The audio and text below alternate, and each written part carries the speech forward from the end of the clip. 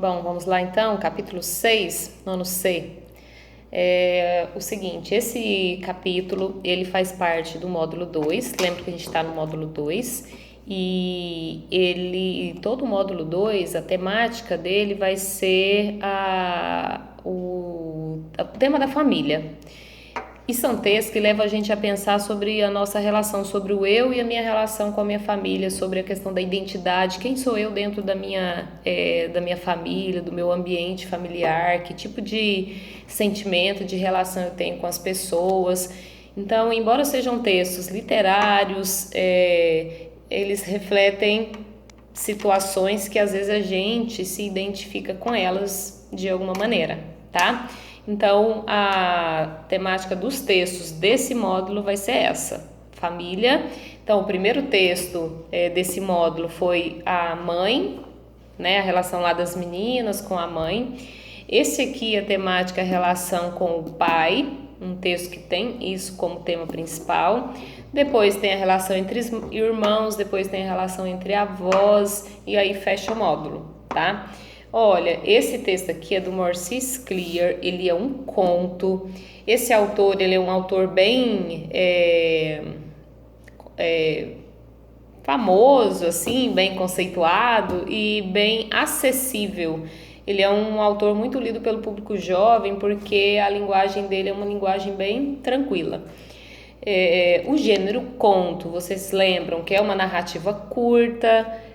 Por ser curta, ela tem um conflito que se resolve mais rapidamente, tem poucos personagens, um ambiente e um tempo mais reduzido, e normalmente tem uma certa complexidade psicológica, tá? Então observem, eu quero que vocês observem no decorrer da leitura que tem aspectos psicológicos dos personagens que são explorados, que são apresentados aí, ok? O texto chama Pai e Filho, Filho e Pai. Você viu lá, né? Se você seguiu o passo a passo certinho, você viu que conta a história de um menino que se torna pai aos 14 anos.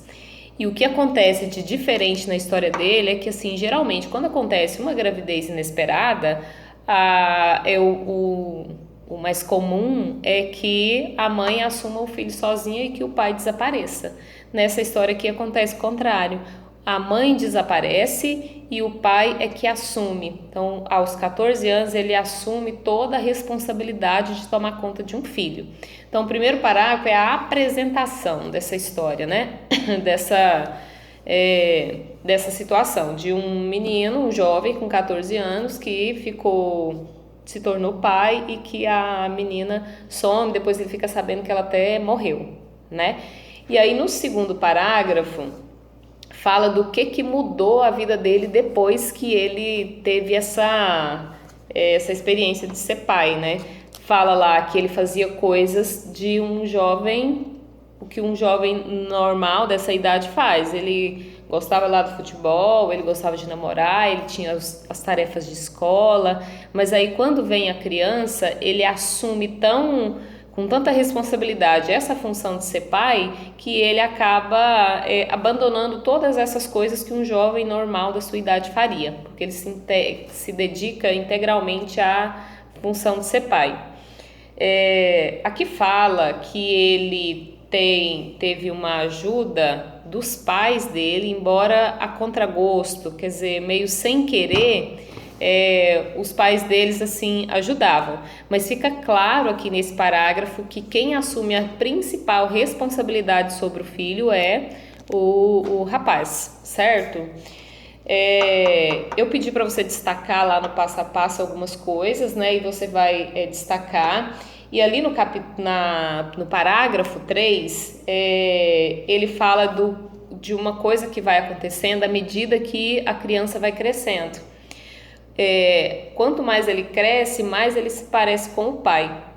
E aí, esse pai, ele começa a ficar constrangido porque as pessoas começam a perguntar se o filho dele era o irmão.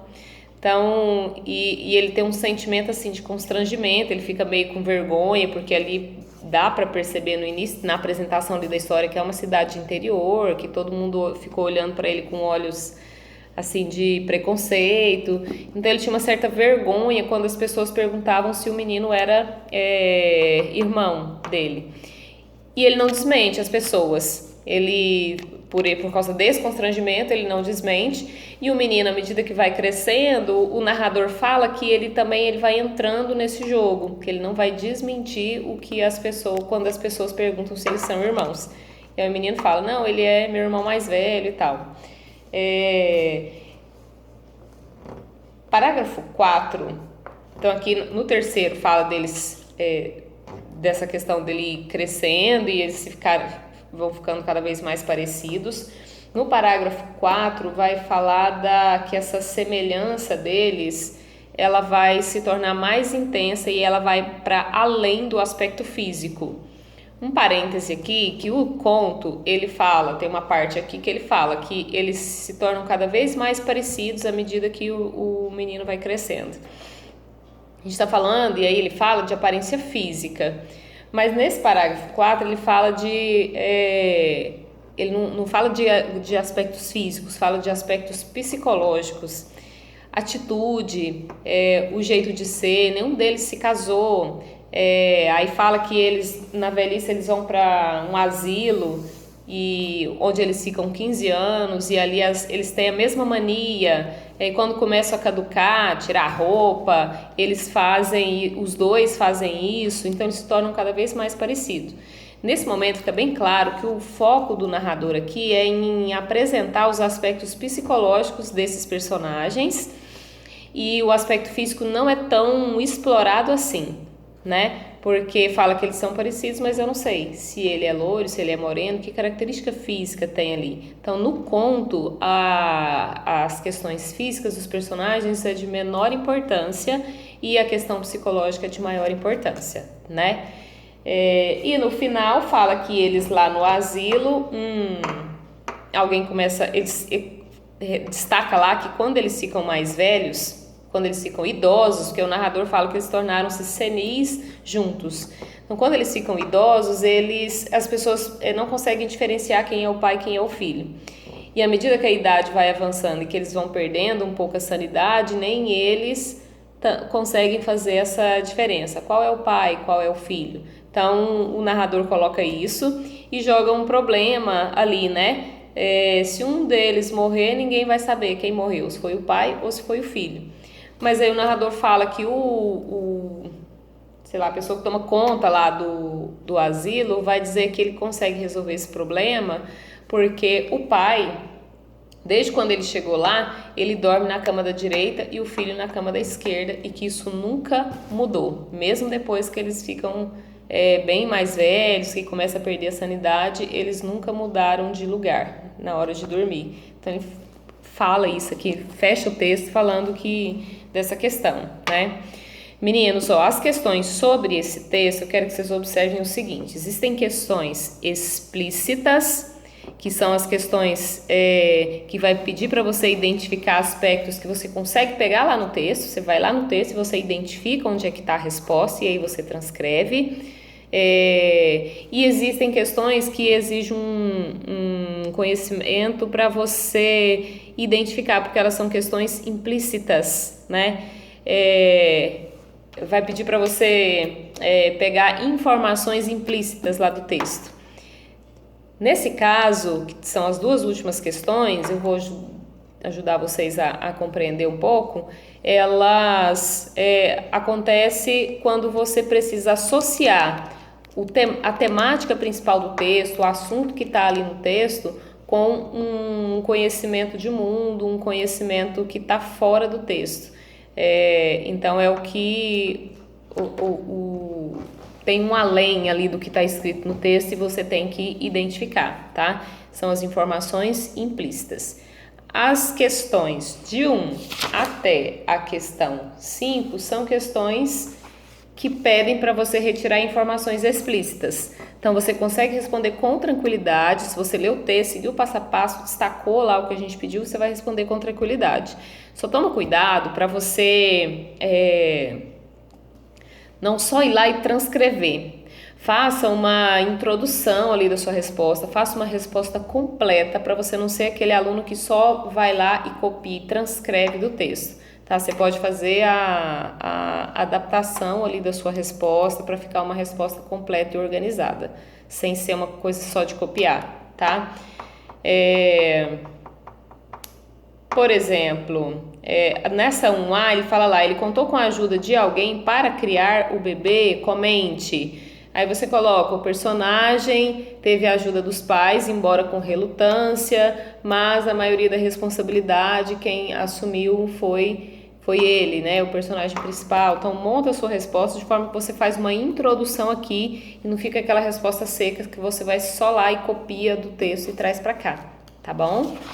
Olha, quando você chegar na questão 6, fala assim, ó, observe que nenhuma personagem do conto é identificada por um nome próprio. O que você atribui a essa escolha do autor? Pessoal, é o seguinte, quando a gente tem um texto, as obras literárias, né, quando ele decide, o autor do texto, ele decide não nomear um personagem, ou então colocar um nome muito comum no personagem, existe uma intenção dele aí, tá? Vamos pegar um exemplo que é parecido aqui com o do poema José, do Carlos Drummond de Andrade. O Drummond, quando ele fala lá, e agora, José, ele cita esse nome, que é um nome muito comum, que muitas pessoas têm esse nome, e ele joga ali uma angústia existencial de um personagem. Por que ele escolheu o nome José?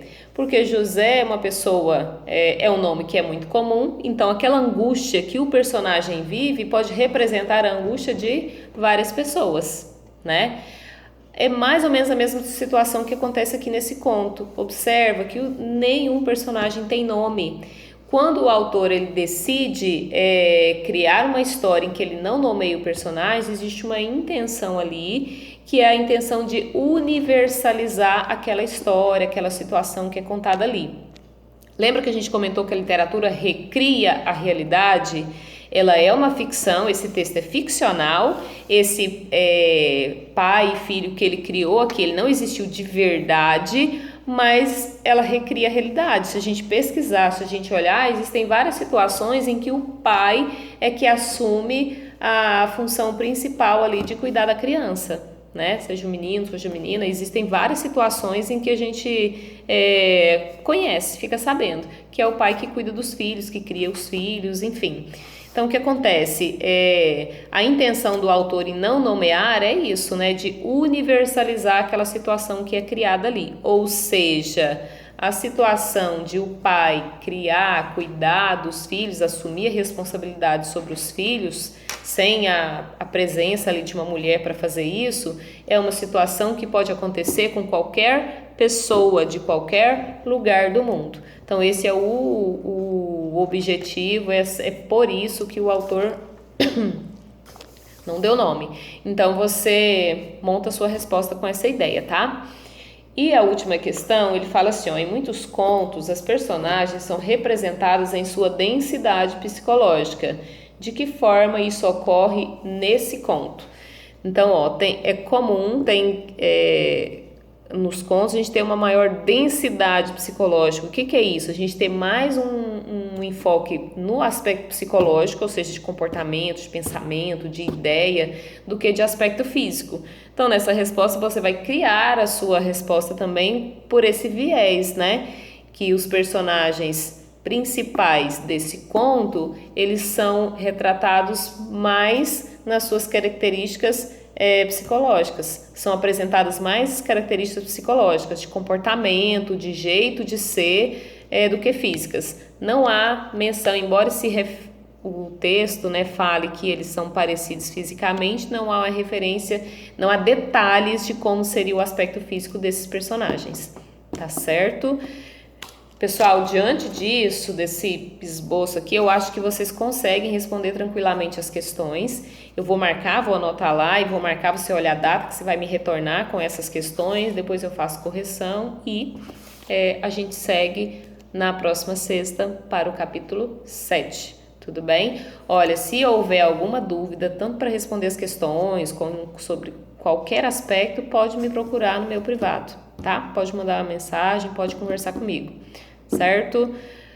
Tchau, abraço, até sexta-feira.